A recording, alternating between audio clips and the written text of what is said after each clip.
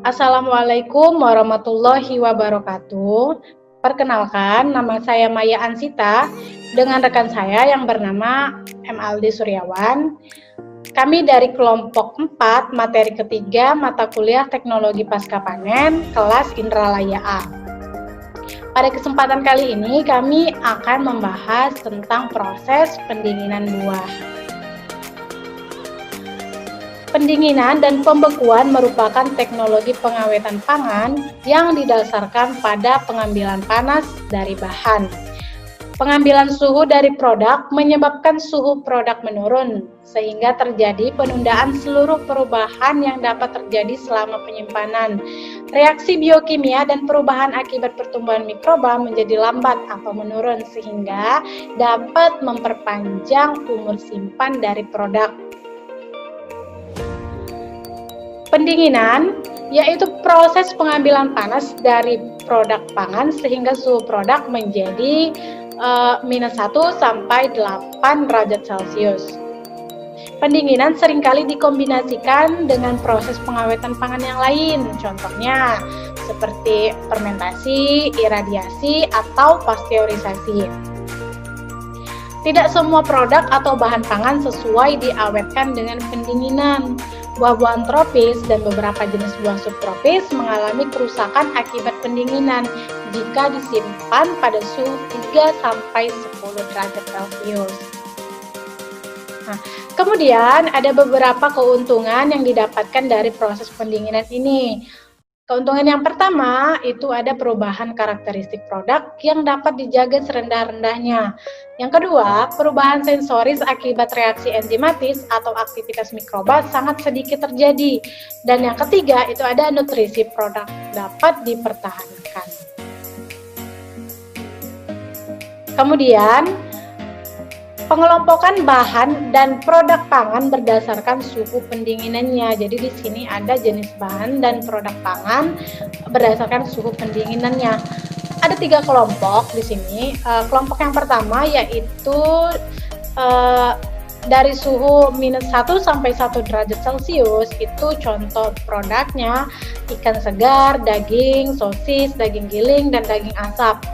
Kemudian kelompok yang kedua itu ada dari suhu 0 sampai 5 derajat Celcius. Contoh produknya ada daging kaleng pasteurisasi, susu, krim, yogurt, salad siap saji, pasta, pizza, produk roti-rotian, dan adonan siap masak. Nah, kelompok yang ketiga itu dari suhu 0 sampai 8 derajat Celcius.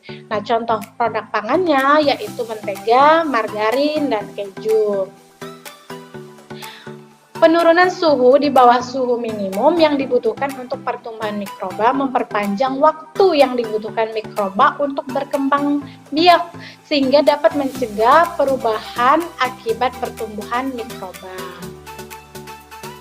Nah, kemudian di sini ada beberapa jenis mikroba berdasarkan suhu pertumbuhannya. Di sini ada 3 jenis. Jenis yang pertama itu ada psikropilik. Nah, jenis mikroba ini dapat tumbuh pada suhu kisaran dari -5 sampai 15 derajat Celcius. Nah, jenis yang kedua itu ada mesofilik dengan suhu pertumbuhannya yaitu dari 10 sampai 40 derajat Celcius. Dan yang terakhir itu ada termofilik. Nah, termofilik ini biasanya dapat tumbuh pada suhu yang lumayan ekstrim, dengan kisaran suhu dari 35 sampai 55 derajat Celcius. Nah, pendinginan mencegah pertumbuhan mikroba termofilik dengan sebagian besar mikroba mesofilik. Nah, sejumlah mikroba psikrofilik mengakibatkan kebusukan bahan dan produk pangan, tetapi tidak yang bersifat patogen. Pendinginan sampai di bawah suhu dari 5 sampai 7 derajat Celcius mengakibatkan penundaan kebusukan oleh mikroba dan mencegah pertumbuhan mikroba patogen. Nah, ada faktor-faktor yang mengendalikan daya simpan bahan dan produk pangan segar selama pendinginan. Di sini ada 2, ada bahan dan ada produk. Nah, faktor-faktor yang mengendalikan daya simpan bahan selama pendinginan itu ada 5. ada 5 faktor pertama itu ada jenis dan varietas. Faktor yang kedua itu tingkat pemanen atau pematangan. Yang ketiga, kondisi pemanenan seperti adanya kebusukan mekanik dan kontaminasi mikroba. Yang keempat, suhu distribusi dan suhu penyajian di pengecer. Yang kelima, kelembaban relatif ruang penyimpanan yang akan mempengaruhi penyusutan akibat dehidrasi. Kemudian ada faktor-faktor yang mengendalikan daya simpan produk selama pendinginan. Di sini ada 5 faktor juga. Faktor yang pertama itu ada jenis produk pangan. Yang kedua, tingkat destruksi mikroba dan inaktivasi enzim selama pengolahan. Yang ketiga, pengendalian tingkat higienisitas selama pengolahan dan pengemasan. Yang keempat, sifat dan jenis bahan pengemasnya. Dan yang terakhir itu ada suhu distribusi dan penyimpanan. Nah, di sini ada teknik-teknik yang digunakan dalam proses pendinginan. Nah, ada 5 teknik yang digunakan. Teknik yang pertama yaitu pendinginan hembusan udara dingin. Nah, pada teknik ini proses pendinginannya cepat sehingga cocok untuk produk pangan yang sangat mudah rusak. Laju optimumnya 2-3 meter per detik untuk bahan pangan yang tebal. Laju pergerakan udara dingin yang tepat untuk meminimumkan waktu pendinginan. Kelembaban udara yang relatif tinggi jika produk pangan yang didinginkan tidak dikemas. Contoh alatnya yaitu kabinet cooler dan chilling tunnel. Teknik yang kedua yaitu ruang pendingin. Nah, ruang pendingin digunakan untuk menjaga suhu bahan atau produk tetap rendah, tetapi tidak cocok jika digunakan untuk pendinginan yang cepat. Nah, udara dingin biasanya dihembuskan dari bagian atas ruang pendingin dan bergerak menuju bagian bawah. Teknik ketiga yaitu pendinginan kriogenik. Teknik pendinginan ini menghasilkan proses pendinginan yang sangat cepat. Nah, pengendalian laju pendinginan sangat diperlukan untuk mencegah terjadinya pembekuan. Jadi pada teknik ini, karena dia proses pendinginannya sangat cepat, maka produk atau bahan yang kita gunakan itu akan rentan terjadinya pembekuan, sehingga diperlukannya pengendalian laju pendinginan. Teknik ini sesuai untuk mendinginkan produk-produk yang hangat, contohnya pencelupan pada nitrogen atau karbon dioksida yang cair. Teknik yang keempat yaitu pendinginan dengan air atau hydrocooling. Teknik pendinginan ini digunakan terutama untuk menghilangkan panas setelah pemanenan untuk buah-buahan atau sayuran. Pendinginan air dilakukan dengan cara perendaman, penyemprotan, atau pencelupan pada air dingin. Proses pendinginan dapat bersifat kontinu dengan waktu yang berkisar dari 20 sampai 40 menit. Keuntungan dari teknik ini yaitu mencegah terjadinya pembekuan, tidak terjadi penyusutan berat, dan dapat memulihkan produk-produk yang layu. Dan untuk teknik yang terakhir yaitu teknik pendinginan vakum. Nah, teknik ini digunakan untuk sayuran berdaun yang mempunyai permukaan luas dan jumlah air bebas yang tinggi, contohnya selada. Nah, teknik ini tidak sesuai untuk produk atau bahan pangan yang bervolume besar, tebal, dan mempunyai lapisan lilin. Teknik pendinginan vakum didasarkan pada efek pendingin akibat penguapan air pada tekanan rendah. Contoh, selada dapat didinginkan sampai suhu 2-3 derajat Celcius ketika kondisi vakum tercapai. Materi selanjutnya akan dilanjutkan oleh M. Aldi Suryawan.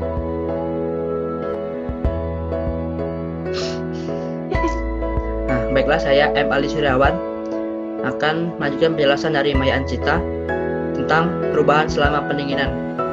Perubahan karakteristik sensori. Produk pangan dapat mengalami kehilangan air atau menyerap air.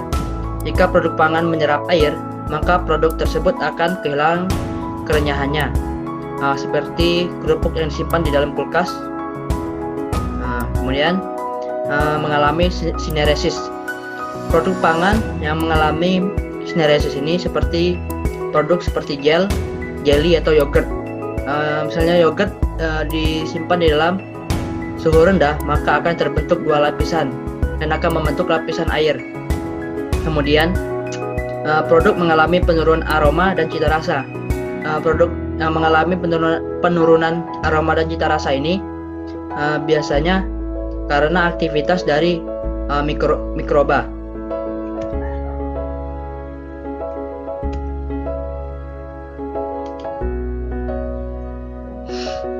Perubahan kimiawi. Secara umum, semakin rendah suhu yang digunakan, maka laju reaksi enzimatis akan semakin lambat. Perubahan terjadi bergantung pada faktor-faktor intrinsik di dalam produk. Satu, faktor dari kadar air, aktivitas enzim, ketersediaan substrat, dan pH.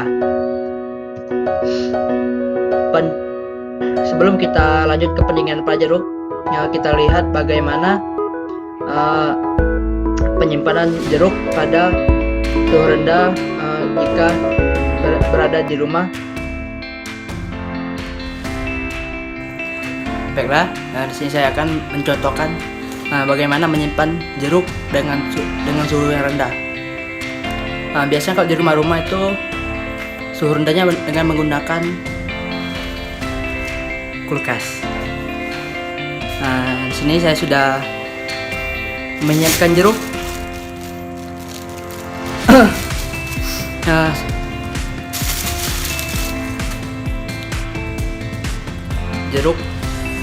Jeruk biasa, bukan jeruk mahal. Biasanya orang tua saya membeli jeruk ini 1 kilo. Kadang lebih sering disimpan di dalam kulkas. Dengan simpan di dalam kulkas, kulit jeruknya masih tetap bertahan dan tidak mudah keriput, karena kulkas ini sudah cukup lama, jadi suhunya mungkin hampir dari 4 sampai 8 derajat Celcius. Kalau kulkas baru tuh sudah saya baca suhunya 4 derajat Celcius. Baiklah, saya langsung mencontohkan bagaimana cara menyimpan jeruk agar bertahan lebih lama. Baiklah, ini jeruknya. Kita akan menyimpan di dalam kulkas.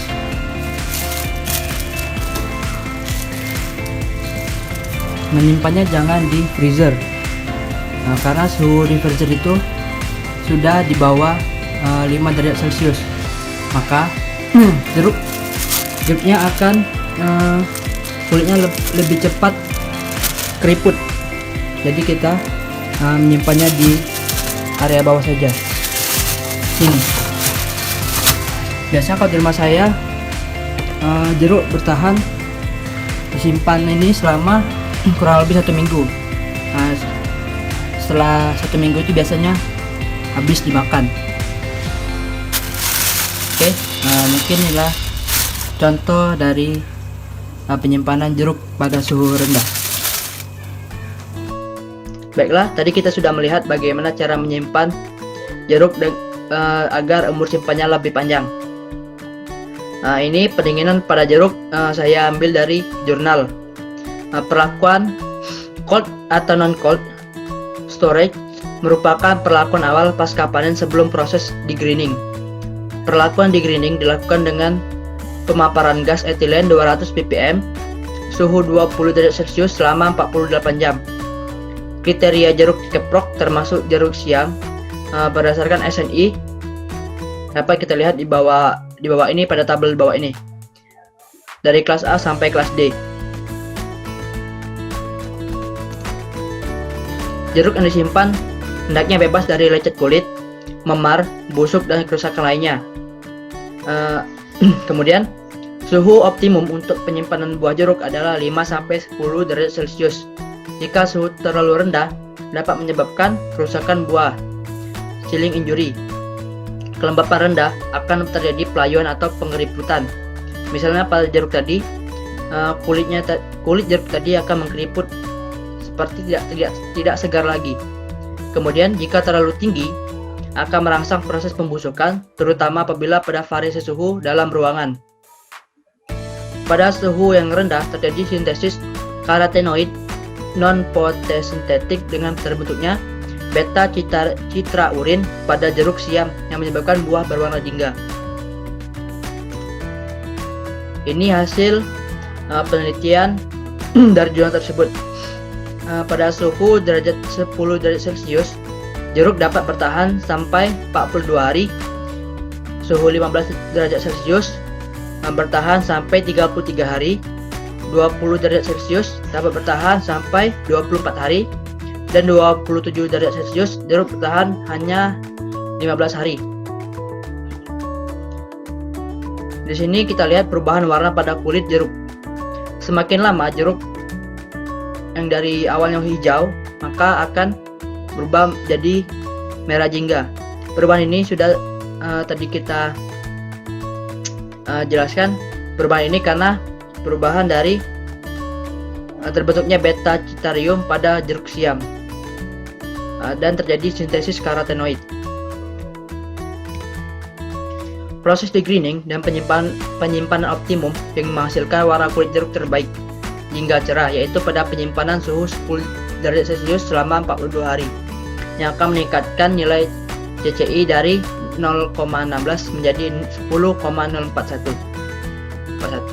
menjadi 10,04. Kita dapat melihat diagram